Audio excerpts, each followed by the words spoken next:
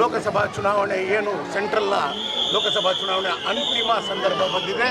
ಇವತ್ತು ಪ್ರಚಾರದ ಅಂತಿಮ ದಿವಸ. ಹಾಗಾಗಿ ಇವತ್ತು ಚಾಮರಾಜಪೇಟೆಯ ದಿಗ್ಗಜ ನಾಯಕ BZ ಜಮೀರ್ ಅಹಮದ್ ಅವರ ವಾರ್ಡ್ ಆದಂಥ ಆಜಾದ್ ನಗರ ವಾರ್ಡ್ನ ಏನು DC ರಮೇಶ್ ಅವರಿದ್ದಾರೆ, ಅವರ ಧರ್ಮಪತ್ನಿ ಕೂಡ ಇಲ್ಲಿ BBMP ಸದಸ್ಯರು. ಅವರು ಕೂಡ ಅಬ್ಬರದ ಪ್ರಚಾರವನ್ನು ಸುಮಾರು 20 ದಿನಗಳ ಕಾಲದಿಂದ ಮಾಡ್ತಾನೆ ಇದ್ದಾರೆ. ಇವತ್ತು ಕೊನೆ ಗಳಿಗೆಯಲ್ಲಿ ಮನೆ ಮನೆಗೆ ತಲುಪಿಸುವಂತ ಕೆಲಸ ಮಾಡ್ತಾ ಇದ್ದಾರೆ. ಇವತ್ತು ಇದು ಒಂದು ಕಾಂಗ್ರೆಸ್ನ ಅಪ್ಪಟ ಭದ್ರಕೋಟೆ ಅಂತ ಹೇಳಿದ್ರೆ ತಪ್ಪಾಗ್ಲಾರ್ದು. ಹಾಗಾಗಿ ಇಲ್ಲಿಂದ ರಣಭೇರಿ ಬಾರಿಸ್ತಾರೆ ರಿಜ್ವಾನ್ ಅನ್ನೋದು DC ರಮೇಶ್ ಅವ್ರ ಹತ್ರ ತಿಳ್ಕೊಳ್ಳೋಣ ಏನಂತ ಹೇಳ್ತಾರೆ. DC ರಮೇಶ್ ಅವರು ಇವತ್ತು ಅಂತಿಮ ದಿವಸದ ಪ್ರಚಾರ, ಅದು ಕೂಡ ಆಜಾದ್ ನಗರದಿಂದ ಆಜಾದ್ ಆಗಲಿ ಅಂತೇಳಿ ತಾವು ಕೂಡ ಪ್ರಚಾರ ತಗೊಂಡಿದ್ದೀರಿ, ಅದ್ರ ಬಗ್ಗೆ ಏನು ಹೇಳ್ತೀರಿ? ಈಗ ಕನ್ನಡ ರಜನವರಿಗೆ ನಾನು ಒಂದೇ ಮಾತಾಡಿದ್ದೀನಿ, ಇದು ಚಾಮರಾಜಪೇಟೆಯ ಭದ್ರಕೋಟೆಯಾಗಿರ್ತಕ್ಕಂಥ ಕಾಂಗ್ರೆಸ್ ಪಕ್ಷದ ಭದ್ರಕೋಟೆ. ಅದರೊಳಗೂ ಕೂಡ ನಮ್ಮ ಶಾಸಕ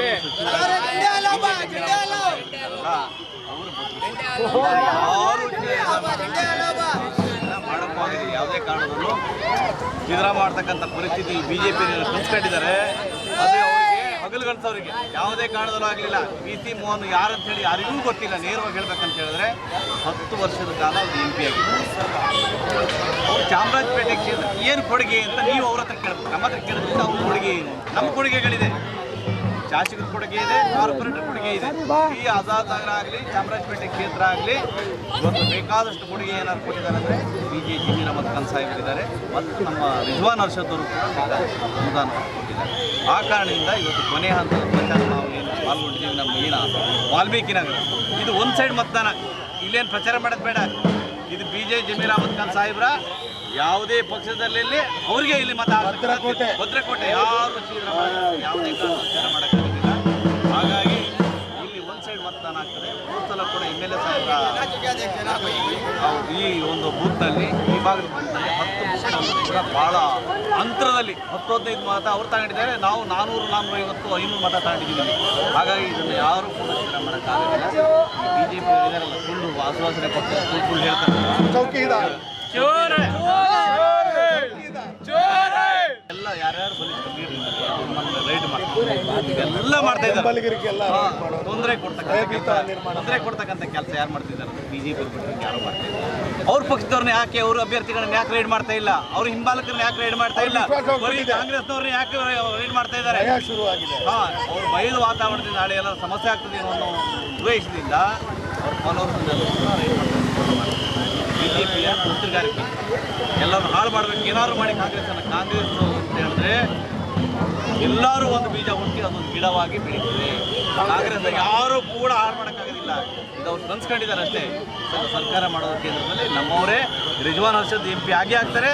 ನಾವು ಈ ಬೆಂಗಳೂರು ನಗರದಲ್ಲಿ 3 ಕೂಡ ನಾವು ಗೆದ್ದೇ ಗೆಲ್ತೀವಿ ಅಂತಕ್ಕಂಥ ನಮಗಿದೆ. ಯಾಕಂದರೆ ನಮ್ಮ ಕಾರ್ಯಕರ್ತರು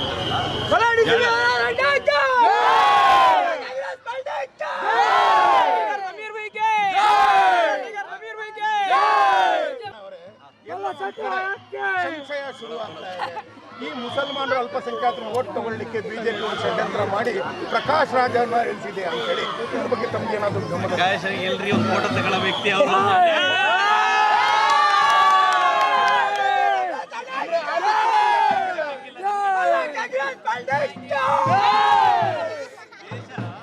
ಭದ್ರತೆ ಮಾಡ್ಕೊಂಡು 65 ವರ್ಷಗಳ ಕಾಲ ಕಾಂಗ್ರೆಸ್ ಆಳಿ ಅಂದ್ರೆ ಒಂದು ಫೋಟೋ ಹೊಡ್ಕೊಳಕ್ ಮಾತ್ರ ಮಿತ್ರರು ಸುಮ್ಮನೆ ಫೋಟೋ ಹೊಡ್ಕೊಳಕ್ಕೆ ಪ್ರಕಾಶ್ ಎಷ್ಟೇ ಇದು ನಮ್ಮ ಇನ್ನೂ ಒಂದು ಮಾತು ಹೇಳ್ತೀನಿ ನಿಮಗೆ. ಹೋದ್ ಸಲಕ್ಕೂ ಈ ಸಲಕ್ಕೆ 5 ಶಾಸಕರಿರುವಂತಹ ಕ್ಷೇತ್ರ ಈಗ ಅದು ಅಲ್ಪಸಂಖ್ಯಾತರ ಕ್ಷೇತ್ರ. ಒಂದು ಶಿವಾಜಿನಗರ, ಒಂದು ಚಾಮರಾಜಪೇಟೆ, ಒಂದು ಗಾಂಧಿನಗರ, ಒಂದು ಇದು ಸರ್ವಜ್ಞ ನಗರ, ಶಾಂತಿನಗರ, ಈ ರೀತಿ 5 ಭಾಗದಲ್ಲಿ ಕಾಂಗ್ರೆಸ್ನ ಭದ್ರಕೋಟೆ ಶಾಸಕರಿದ್ದಾರೆ. ಅದರ ಜೊತೆಯಲ್ಲಿ ಜಾತ್ಯತೀತ ಜನತಾದಳ ಕೂಡ ಸೇರಿಕೊಂಡಿದೆ. ಇಡೀ ಸೆಂಟ್ರಲ್ ಕ್ಷೇತ್ರ ಇದೆಯಲ್ಲ, 5 ಜನ ಅಲ್ಲ, ಇಡೀ ಸೆಂಟ್ರಲ್ಲೇ ನಮ್ಮ ಭದ್ರಕೋಟೆ ಇತ್ತು. 5 ಜನ ಅಲ್ಲ, ಇಡೀ ಸೆಂಟ್ರಲ್ಲೇ ಭದ್ರಕೋಟೆ ನಮಗೆ. ಇದನ್ನು ನೀವು ನೆನ್ಪಿಟ್ಕೊಳ್ಳಿ. ಯಾವುದೇ ಕಾರಣದಲ್ಲೂ ಕೂಡ ಜಾಫರ್ ಶಾರೀಫ್ ಇದಾದ ಮೇಲೆ ನಮಗೆ ರಿಜ್ವಾನ್ ಅರ್ಷದ್ದು ಜಮೀರ್ ಅಹಮದ್ ಖಾನೇ ನಾಯಕರು ನಮಗೆ. ಈಗ ಈ BJP ಬಿಜೆಪಿ ಬೇರೆ ಕೆಲಸ ಇಲ್ಲಲ್ಲ, ಹಿಂದೂ ಮುಸ್ಲಿಂ ಅಂತ ನಾವು ಹಿಂದೂ ಅಲ್ವೇ? ದಿವಸ ರಾಮ ಮಂದಿರ ಆಯ್ತು, ಈಗ ರಾಮ ಮಂದಿರ ಹಳೆ ಫೋಟೋ ಮಾತಾಯ್ತು. ಹಳೆ ಫೋಟೋ ತೋರಿಸೋದು ರಾಮ ಮಂದಿರ ಕಟ್ತೀವಲ್ಲ, ಹಳೆ ಫೋಟೋ ತೋರಿಸೋದು ರಾಮ ಮಂದಿರ ಕಟ್ತೀವಲ್ಲ, ಬರೇ ಸುಳ್ಳು ಆಶ್ವಾಸನೆ. ಅದ್ರ ಮೇಲೆ ಎರಡು ಸಲ ದೇಶ ಆಡಲ್ಲ. ಏನು ಮಾಡಿದ್ರು? ಕಟ್ಟಡಕ್ಕಾಗ್ತಿರ್ಲಿಲ್ಲ. ಉತ್ತರ ಪ್ರದೇಶ ಸರ್ಕಾರ ಇರಲಿವೆ, ಮಾಡೋಕ್ಕಾಗ್ತಿರ್ಲಿಲ್ಲ ಅವರಿಗೆ, ಮಾಡೋಕ್ಕಾಗ್ತಿತ್ತು. ಸುಮ್ಮನೆ ಹಳೆ ಫೋಟೋ ತೋರಿಸ್ಬೇಕಲ್ಲ, ಹಳೆ ಫೋಟೋ ತೋರಿಸ್ಕೊಂಡು ನಾವು ರಾಮ ಮಂದಿರ ಕಟ್ತೀವಿ, ರಾಮ ಮಂದಿರ ಕಟ್ತೀವಿ ಅಂತೇಳಿ ಹಿಂದುತ್ವ ತೋರಿಸೋದು. ಈಗ ಭಾರತ ದೇಶದಲ್ಲಿ ಇರ್ತಕ್ಕಂಥ ಎಲ್ಲರೂ ಕೂಡ ನಾವೆಲ್ಲರೂ ಒಂದು ಭಾರತ ಮಾತಿದ್ರು, ನಾವೆಲ್ಲ ಒಂದಾಗಿ ನಾವು ದೇಶ ಕಟ್ಟಿರ್ತಕ್ಕಂಥವ್ರು, ದೇಶ ಕಟ್ಕೊಂಡು ಹೋಗ್ತೀವಿ. ಅದಕ್ಕೋಸ್ಕರ ಈ ಕಾಂಗ್ರೆಸ್ ಸರ್ಕಾರ ರಾಹುಲ್ ಗಾಂಧಿ ಅವರ ನೇತೃತ್ವದಲ್ಲಿ ಸರ್ಕಾರ ಬಂದೇ ಬರ್ತದೆ. ದೊಡ್ಡ ನಾಯಕರ ಜೊತೆಗಿದೆ, ಯಾವುದೇ ಕಾರಣದಲ್ಲೂ ಕೂಡ ನಾವು ಒಂದಾಗಿ ದೊಡ್ಡ ಮಟ್ಟದಲ್ಲಿ ಇಲ್ಲಿ ನಾವು ನಾವು ಮಾಡ್ತೀವಿ. ರಿಜರ್ವ್ ನರ್ಸನ್ನು ಲೋಕಸಭೆ ಕರ್ತವ್ಯ. ಕೊನೆಯದಾಗಿ ಒಂದು ಪ್ರಶ್ನೆ ನಿಮಗೆ, ಒಟ್ಟಾರೆಯಾಗಿ ರಾಜ್ಯ ರಾಷ್ಟ್ರದಲ್ಲಿ ಹೆಚ್ಚು ಸ್ಥಾನ ಬರಬಹುದು. ಅಕಸ್ಮಾತ್ ಬಹುಮತ ಬಂದರೆ ನಿಮ್ಮ ನಾಯಕರು ಕೇಂದ್ರದಲ್ಲಿ ಮಂತ್ರಿ ಆಗ್ತಾರನ್ನ ಸಂಶಯ ಕೂಡ ನಡೆದು ಬರ್ತಾ ಇದೆ. ಈಗ ಜಮೀರ್ ಖಾನ್ ಸಾಹೇಬ್ ಯಾರು ಟಿಕೆಟ್ ಸಿಗಲ್ಲ ಅಂತ ಹೇಳಿ, ಜಮೀರ್ ಖಾನ್ ಸಾಹೇಬ್ 100% 200% ಟಿಕೆಟ್ ಸಿಗುತ್ತೆ ಅಂತ ಹೇಳಿ ಮಂತ್ರಿ ಆಗೋದ್ರಲ್ಲಿ ಯಾವುದೇ ಸಂಶಯ ಇಲ್ಲ. ಟಿಕೆಟೇ ತಂದಿರುತ್ತೆ, ಮಂತ್ರಿ ಆಗೋದು ಯಾವ ಸಂಶಯ ಇದೆ ನಿಮಗೆ ಅಲ್ವಾ?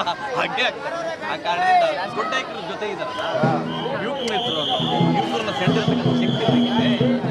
ಹಾಗೆ ಆಗ್ತದೆ. ಒಟ್ಟಾರೆಯಲ್ಲಿ ರಾಷ್ಟ್ರದಲ್ಲಿ ಬಹುಮತ ಸರ್ಕಾರ ರಚನೆ ಆಗಬಹುದು. ಅದಕ್ಕಿಂತ ನಿಮ್ಗೆ ಜಾಸ್ತಿ ಗೊತ್ತಿಲ್ಲ. ನಾನು ಹೇಳೋದೇನು, ನಾನೊಬ್ಬ ಚಿಕ್ಕ ನಾಯಕ ಮಾಡಿ ರಾಜಕೀಯ ಒಂದು ರಾಜಕೀಯ ಬೆಳೆದ ನಮ್ಮ ಸರ್ಕಾರ ಬರಲೇಬೇಕನ್ನೋ ಉದ್ದೇಶದಿಂದ ನಾವು ರಾತ್ರಿ ಎಲ್ಲ ಹೊರಟ. ರಾಜ್ಯದಲ್ಲಿ ಎಷ್ಟು ಬರ್ಬೋದು?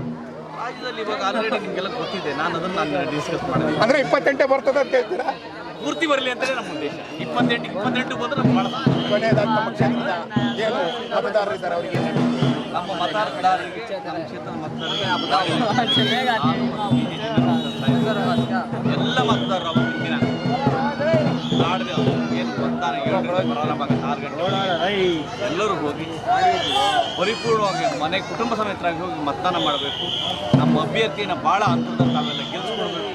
ನಾವು ಯಾವತ್ತೂ ಕೂಡ ನಿಮ್ಮ ಕೆಲಸಗಾರರು, ನಾವಿಬ್ಬರು ಕೂಡ ಶಾಸಕರಾಗಲಿ ಅಥವಾ ಕಾರ್ಪೊರೇಟರ್ ಆಗಲಿ, ನಾವು ಇಬ್ಬರು ಕೂಡ ಕೆಲಸಗಾರರು ಬಿಟ್ಟರೆ MP ಗೆದ್ದರೆ ನಮ್ಮ ಜನನೇ MP, ಜನನೇ MLA, ಜನನೇ ಕಾರ್ಪೊರೇಟರ್. ಅದಕ್ಕೆ ಹೆಚ್ಚಾಗಿ DC ರಮೇಶ್ ಅವ್ರನ್ನ ಪ್ರೀತಿ ಮಾಡ್ತಾರೆ ಸಚಿವರು. ಹೌದು. ಅಂದರೆ ಉದ್ದೇಶ ಏನಂದರೆ ಎಲ್ಲ ಜನರ ಜೊತೆಗೆ ನಾವೇನಾಗಿದೆ, ಎಲ್ಲ ಜನರ ಜೊತೆ ಹೋದಾಗ ಮಾತ್ರ ಜನ ನಮ್ಮನ್ನು ಪ್ರೀತಿ ಮಾಡ್ತಾರೆ. ನಾವು ನಮ್ಮನ್ನಂತ ಸರ್ವಧರ್ಮದ ನಾಯಕ ಅಂತ ಒಪ್ಕೊಂಡಿದ್ದಾರೆ ಆಜಾದ್ ನಗರ ಭಾಗದಲ್ಲಿ. ಸರ್ವಧರ್ಮದ ನಾಯಕರಾಗಿದ್ದಕ್ಕೆ ನೋಡಿ ಎಲ್ಲ ಇದ್ದಾರೆ, ಎಲ್ಲರೂ ಇದ್ದಾರಲ್ಲ, ಎಲ್ಲ ಜನಾಂಗದ ನಾಯಕರ ಜೊತೆ ಕರ್ಕೊಂಡು ಹೋದ್ರೆ ಒಬ್ಬ ರಾಜಕಾರಣಿ. ಅವ್ರ ಜನತೆ ಮಾಡ್ತಕ್ಕಂಥ ಯಾರು? ಅದು ಕೋಮುವಾದಿ ಪಕ್ಷ ಯಾವುದು? BJP.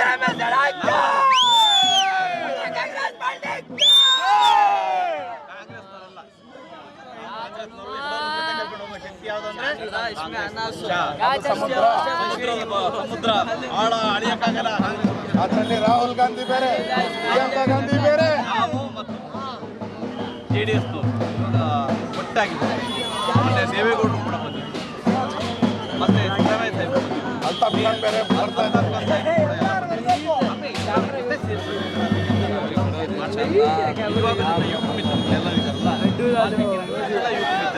ನಾನು ಅಭಿನಂದನೆ. ಒಳ್ಳೆದಾಗ್ಲಿ, ಧನ್ಯವಾದ.